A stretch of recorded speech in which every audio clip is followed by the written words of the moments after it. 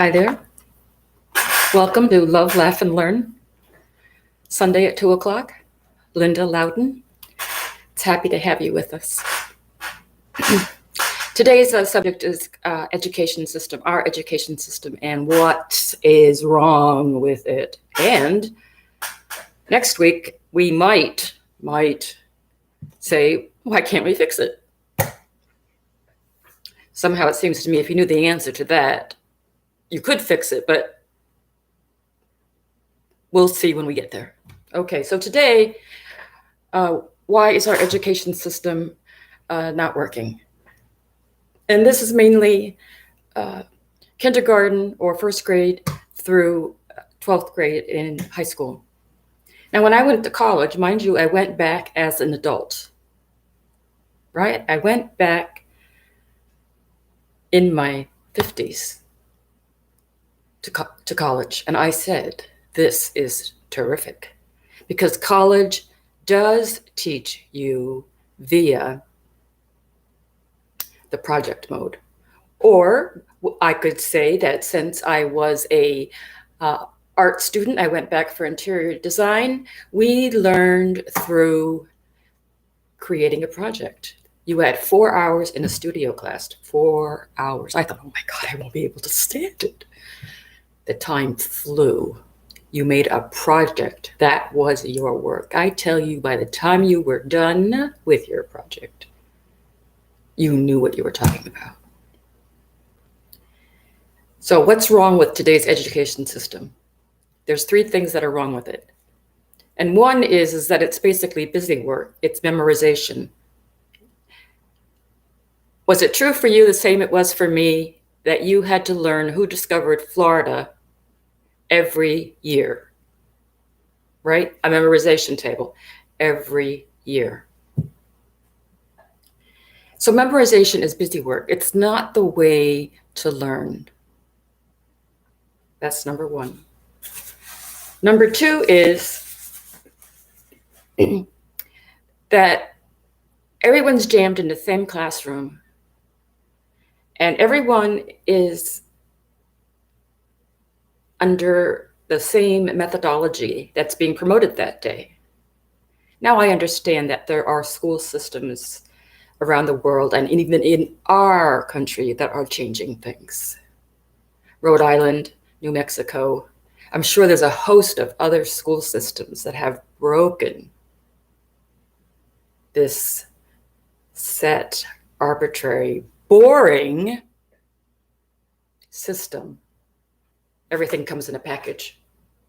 And then the testing is phenomenal. That's one of the 3 reasons that the school system must change, is because there's too much testing. There's not enough learning, growing, or creativity. You imagine that? No creativity. So, and then the 3rd reason is that in these textbooks that we get, when they come in little ones to big ones, or maybe it's all online these days. Maybe it's all online these days. But still, how up to date and how current and how relevant is this information? Sure, we learn from history, but don't we learn better by doing? So those are the 3 things, big things, that need to be changed in our education system. Why they need to be changed, and that is the method. The memorization of information is not really a good way to learn and grow. It doesn't make the learning process exciting. It doesn't make the learning process an adventure, right? That if you made it a project, the places you could go and the options you would see as your 15 to 20 kids each comes in with a different solution. So, and the second reason is that there's too much testing. Need to be more creative. And then we're grading our students on the results of those tests. When I get into a classroom and I have a test paper in front of me, I'm so nervous I forget everything I ever learned. Now, how is that true for many of you? And then the curriculum is obsolete as well. Obsolete. The world is changing so quickly. It has been changing so quickly for the last 30, 40 years. It has been changing so quickly. You can find anything you want on that computer. Anything. Everything is moving so fast. The world is changing so fast. And yet the school system is in the dark ages. Now, as opposed to this,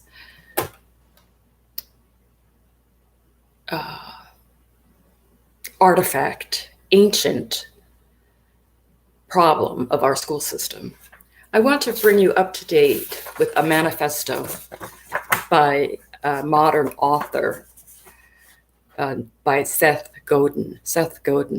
And he has a linchpin manifesto that I think is a beautiful response to how and why we can make change or advocate for change or demonstrate or ask for change. Listen to some of these. He says, I am an artist. I do the work. I make it happen every day. Do you see how the personal responsibility is included, is involved? It's not a list of memorization. It's involvement with the individual and life. Individual involvement with your community. I lean into the work. I don't run away from it. How many kids cut class, drop out of school? What if we could just think about how making school so exciting they want to be there? Now, how's that for a goal? The work matters. I want to make it happen. Go make it happen. Now, those are very active, powerful phrases that we need to be able to make the school systems and the superintendents accountable for. Put them on the line. Change is hard, but it is possible. And change is scary, but it is exciting. The results are amazing. You'll see. Now, next week, we're going to be doing part B, when we talked a few weeks ago about why worry or why not to worry, and we're going to talk about what to do instead of worrying, okay? So we were very delighted to have you here today. Thank you for joining me in my office with my beautiful view. Your viewpoint is always important. Keep it in mind. We love you. We'll see you next week. Take care now. Love, laugh, and learn. Love, Linda. Bye-bye.